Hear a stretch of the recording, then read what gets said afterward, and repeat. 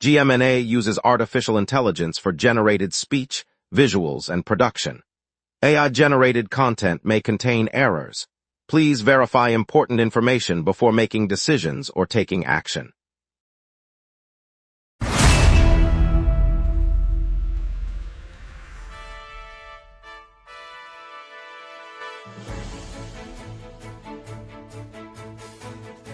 Live from the GMNA News Center, this is the Lunch Break News Hour. Good afternoon, Toronto. I'm Jordan Parker. A brick attack near Broadview Station has led to an arrest, and Metrolinx just launched daily GEO service to Stratford. Later, we'll check the heat wave impact on ERs and hear about the city's new polling station jobs drive. Over to you, Nathan. Water for Elephants musical opens at the Royal Alexandra Theatre this Tuesday, running through mid-August with nightly performances at 7:35 p.m. Tickets are available online and at the box office, with prices ranging from $45 to $150 and a senior discount applied. The production stars Alex Warren as Jacob, with Maya Liu portraying Marlena, and includes a live orchestra performing original score. Lots to get to. Let's begin and dive into the day's stories together, keeping you informed and ready today. Good morning, Toronto. Nathan Cole, Toronto Police Service, announced the arrest of a 40-year-old man on charges stemming from a violent brick assault that took place on June 28 at 10:18 a.m. near the intersection of Danforth Avenue and Broadview Avenue, just steps from Broadview Station. Officers responded to a call reporting a victim had been struck with a brick and required medical treatment. The suspect was taken into custody at the scene and has been charged with aggravated assault. Police confirmed that a single individual sustained injuries and was transported to a nearby hospital for care. Investigators say the assault appears to have been unprovoked, and they are reviewing surveillance footage from the area. The case remains under investigation, and authorities have not released further details about the motive. The incident sparked concern among local residents. Metrolinx is set to roll out a new daily GEO train linking Toronto with Stratford, with the first departures slated to begin today. Premier Doug Ford highlighted the route as a boost for tourism and job growth, saying the connection will make day trips and weekend getaways more accessible across the region. The service will run each weekday, offering commuters a direct rail option between the city's downtown hub and the historic theater town, cutting travel time compared to driving the highway.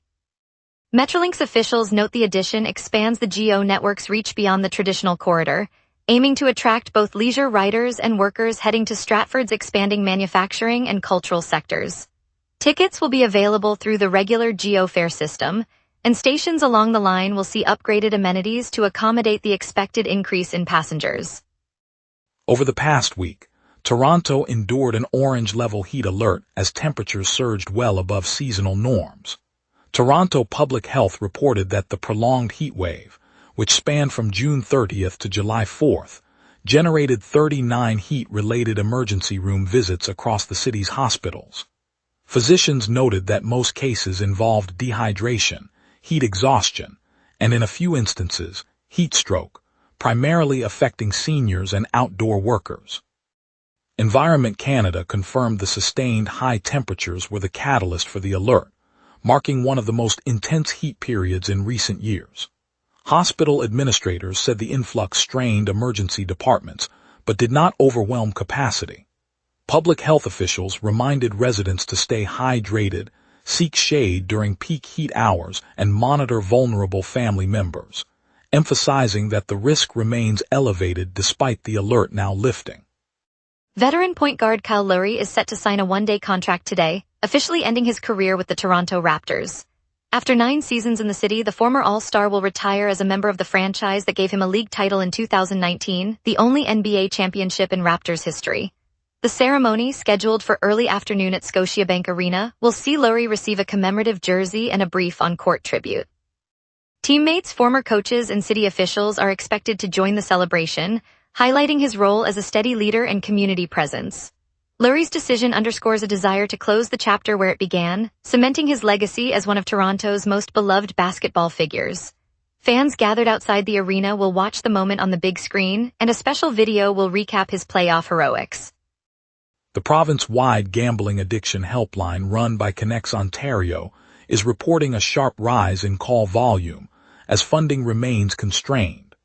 Officials say the service, which offers listening and advice to Ontarians struggling with gambling, is fielding more callers than it can comfortably accommodate. Limited financial resources have forced staff to stretch existing capacity, leaving some individuals waiting longer for assistance. Connects Ontario's spokesperson noted that the surge reflects a broader trend of increased gambling-related distress across the province. The agency is urging the Ministry of Health to consider additional funding to sustain operations. As the call volume continues to climb, the helpline's ability to provide timely support is under pressure. Operating 24 hours from call centers in Toronto and regional hubs, the helpline depends on provincial grants that have not risen with demand, lengthening wait times for callers. Later we'll break down Crown Royal's owner signs deal to sell Ontario bottling plant and check today's heat wave. We will be right back. Watch the local sunset tonight at 6 p.m. for all your local Montreal news.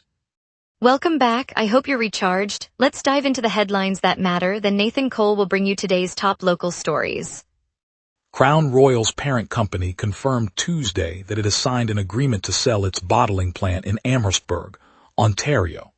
The facility, where the whiskey that lines many Toronto bars and home shelves is filled, changed hands in a transaction finalized in the early afternoon. The agreement was signed on Tuesday at 13:27 Coordinated Universal Time. A company spokesperson said the sale marks a shift for the historic operation that has been a fixture in the region's manufacturing landscape.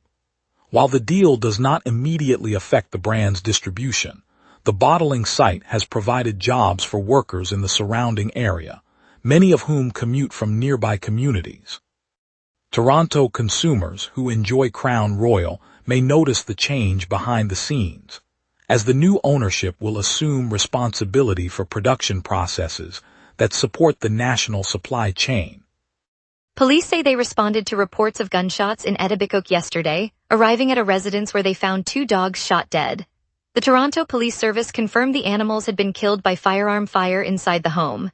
Investigators collected evidence at the scene and are treating the incident as a criminal matter. Neighbors reported hearing multiple discharges late in the evening, prompting the call that led officers to the address. No injuries to people were reported, and authorities have not released details about any suspects or arrests at this time. The discovery has left the block shaken, with residents expressing concern over safety in their neighborhood. Detectives will continue to examine ballistics and interview witnesses as the case moves forward.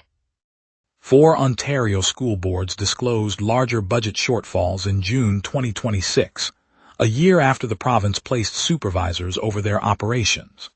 The Toronto District School Board, the Toronto Catholic District School Board, and the Ottawa Carleton District School Board, and the Dufferin-Peel Catholic District School Board each reported deficits that exceed the figures released before the oversight began. The supervisors were appointed in June 2025, when the provincial government named Paul Calandra to oversee the board's financial management. Officials said the heightened gap stemmed from ongoing enrollment declines and rising operational costs, pressures that could translate into larger class sizes or reduced program funding for students. Parents across the Greater Toronto Area are watching closely as board trustees evaluate options to rebalance spending while maintaining essential services. The financial strain may affect after-school care, availability, and transportation subsidies for many families. Yesterday, the City of Toronto issued a call for locals to step up as poll workers ahead of the upcoming municipal election. The announcement, posted early Monday, says the city needs volunteers to staff voting sites, and the city says any resident who meets basic eligibility can apply. Applications are processed through the municipal website, with deadlines set well before the election period. Filling these roles helps keep the voting process smooth and ensures neighborhoods have familiar faces at the polls. The push comes as officials prepare for the 2026 municipal vote, aiming to staff dozens of locations across the city. Residents interested in a civic role are encouraged to submit their information promptly. Training sessions will be offered in various community centers, and volunteers will receive a stipend for their time. The city hopes the outreach will attract a diverse group of participants from all corners of Toronto. Premier Doug Ford and Alberta Premier Danielle Smith unveiled a joint proposal yesterday for a new oil conduit dubbed Northern Shield. The plan calls for a 3,300-kilometer pipeline stretching from western Alberta to refineries in southern Ontario. Officials said the corridor would extend Canada's existing network, moving Alberta crude directly to the province's processing facilities. By linking production zones with Ontario's downstream sector, the project aims to streamline supply lines that feed gasoline pumps and heating systems across the region. The announcement highlighted potential economic activity along the route, while also noting the infrastructure's role in supporting the province's energy needs. Toronto commuters may notice the initiative as part of broader efforts to secure consistent fuel availability for the city's transportation and commercial sectors. At roughly 3,300 kilometers, the line would stretch a distance comparable to a coast-to-coast drive. Let's get a look at your afternoon forecast with our meteorologist just ahead. A weakening ridge and a southwest jet surge are setting the stage for today's clear, warm spell. The all-time heat mark for this date sits at 34 degrees, set in 2020 during a late summer heat wave that pushed the city into the mid-30s for several days. The cold extreme is 14.5 degrees, recorded in 2006 when an Arctic surge slipped unusually far south, blanketing Toronto in frost. Normal July highs hover around 26 degrees with lows near 17. So today's 22 degrees feels modestly cool compared with the record heat, yet well above the historic low. The live radar screen is blank across southern Ontario, confirming a dry air mass from the Great Lakes. With the jet stream carving a path at 51 kilometers per hour, any lingering moisture is being sheared aloft, preventing surface condensation. The falling pressure hints at an approaching trough, but it has yet to tap the region. Expect the clear pattern to persist through the afternoon, with the next band of rain likely arriving after sunset. At noon, the city sits at 22 degrees with a mainly clear sky and humidity 86%. The dew point of 19 degrees keeps the air feeling slightly muggy, while a northeast breeze at 17 kilometers per hour, gusting up to 28, adds a mild chill. Pressure is near average but falling, signaling an unsettled system that will edge closer as the day progresses. Overhead, the jet stream races northwest at 51 kilometers per hour, steering any future disturbances away for now. Temperatures will climb gently to a high of 25 before dipping to 18 after sunset at 9:01 p.m. UV index 8 reflects strong solar intensity. Winds will shift eastward by late afternoon, topping at 21 kilometers per hour, still below the threshold for a wind advisory. No weather alerts are in effect. Wednesday opens with clear skies and a high near 27 degrees, low around 18 as the high-pressure ridge holds steady. Thursday brings a shift. The approaching trough pushes a thin cloud deck, delivering overcast conditions and a 25% chance of rain. Temperatures rise to 30 degrees, the warmest of the period, before cooling to 20 at night. Friday returns to clear weather, high 29, low 19, as the jet stream arches northward and the ridge reasserts itself. Saturday and Sunday stay dry and mild, highs around 26 to 27 and lows near 19, offering a pleasant finish to the week. The jet stream will remain positioned to the north, limiting any further moisture influx. No weather alerts are expected through the weekend. And that's your weather. Remember, the lunch break is also available as a podcast. Listen anytime on Spotify or wherever you get your podcasts. Up next, traffic updates, a peek at tonight's Alex Warren on water for elephants, and Sneaky D's saved from development. We will be right back. Watch the local sunset tonight at 6 p.m. for all your local Montreal news. Highway 1 and the Gardiner are moving freely this morning, with traffic flowing at normal speeds from the downtown core to the airport corridor. The Don Valley Parkway shows no slowdowns, and Lake Shore Boulevard east of the waterfront is clear of backups. With no accidents or roadwork reported, commuters can expect a smooth ride through the city's main arteries. Looking ahead to this afternoon, the pattern typically shifts as office workers begin to head home. Expect the east-west express routes, especially the 401 between the Don River and the Mississauga line, to build a modest queue after the lunch rush. The Lakeshore eastbound lanes may see a slight rise in volume near the Distillery District as restaurants fill up. Keep an eye on the southbound Allen Road, where the usual post-lunch surge can add a few minutes to travel time. Otherwise, the network remains open and steady. Toronto's FIFA Fan Festival is buzzing across the city right now, giving soccer lovers a chance to meet fellow fans, grab a bite, and soak up the World Cup vibe. Tonight, Alex Warren lights up the RBC Amphitheater with an electrifying set that promises fresh beats and high-energy vibes for a perfect summer night out. If you're craving drama, head to the Ede Mirvish Theatre for Water for Elephants, a captivating stage adaptation that blends circus wonder with heartfelt storytelling. For sports fans, the Golden State Valkyries take on Toronto Tempo tomorrow at the Coca-Cola Coliseum, a fast-paced showdown you won't want to miss. And for families, the JCC Summer Shuck rolls out at the Prosserman Jewish Community Center today, offering tasty food stalls and kid-friendly activities in a relaxed market setting. That's your quick look at what's happening in Toronto right now. And now here's Marcus with sports. Here's the latest on Toronto's teams, from the court to the diamond. Veteran point guard Kyle Lowry confirmed his retirement, closing a 20-season run that defined the Raptors' identity. The announcement, made this morning, marks the end of an era for Toronto basketball and sparks speculation about the franchise's next chapter. San Francisco's Victor Biricotto capitalized on a miscue by Blue Jays catcher Alejandro Kirk, stealing home for a rare score. The play unfolded early in the game, giving the Giants a momentum boost while highlighting a costly defensive lapse for Toronto. Rogers Communications finalized the purchase of the remaining 25% stake in Maple Leaf Sports and Entertainment, valuing the deal at $4.35 billion. Full ownership now includes the Raptors, Leafs, Toronto FC, Argus, Marlies, Blue Jays, and the city's major venues. Sneaky D's in the Annex is a beloved bar and restaurant where music, poetry, and late-night tacos have fed generations of Torontonians. This week, the city halted a proposed redevelopment that would have erased the venue, and community pressure forced the plan to be scrapped. Keeping the space preserves the Annex's gritty, inclusive vibe, a spot where emerging artists can play and neighbors gather over a pint. For Toronto, Sneaky D's is more than a place to eat. It's a living archive of the city's cultural pulse. Tonight, regulars are planning a thank you concert on the patio, and the owners say they'll reinvest in local art.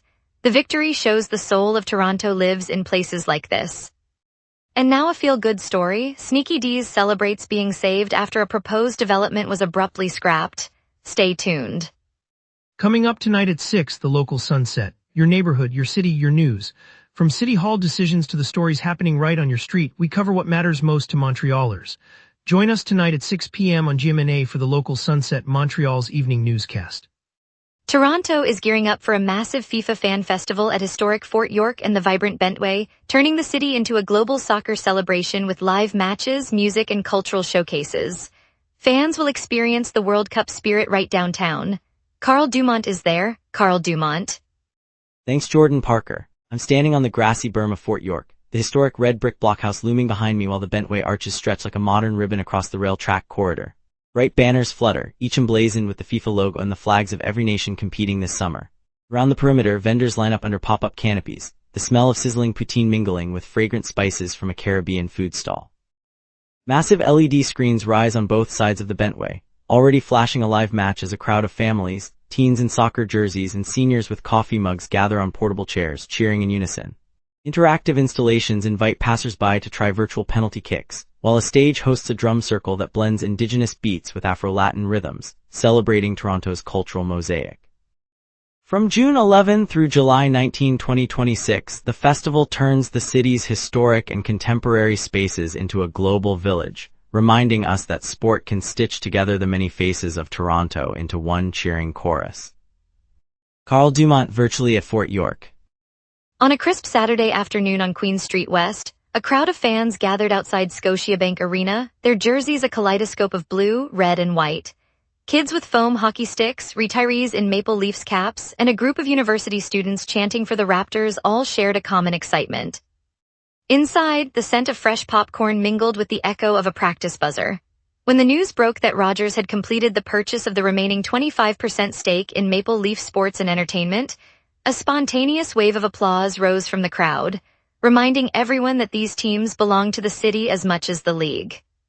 The deal means Rogers now holds full stewardship of the Raptors, Maple Leafs, Toronto FC, Blue Jays, and the venues that host them. For community programs, that translates into expanded youth clinics, more accessible ticket initiatives, and a promise that the next generation will have a home field right here on the waterfront. Whatever the score, the city's love for its teams just got a little stronger, and that's a win we can all feel in our hearts. Here in the bustling neighborhood of Scarborough, on a quiet Tuesday morning, the Patel family stood on the steps of the city's municipal office, clutching a folder of plans for a new housing complex designed for children with disabilities.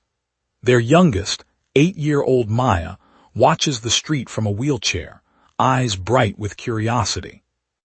The family had been promised that the city would cover development and planning fees, a commitment that gave them hope to create a safe, accessible home for Maya and 3 other children in need.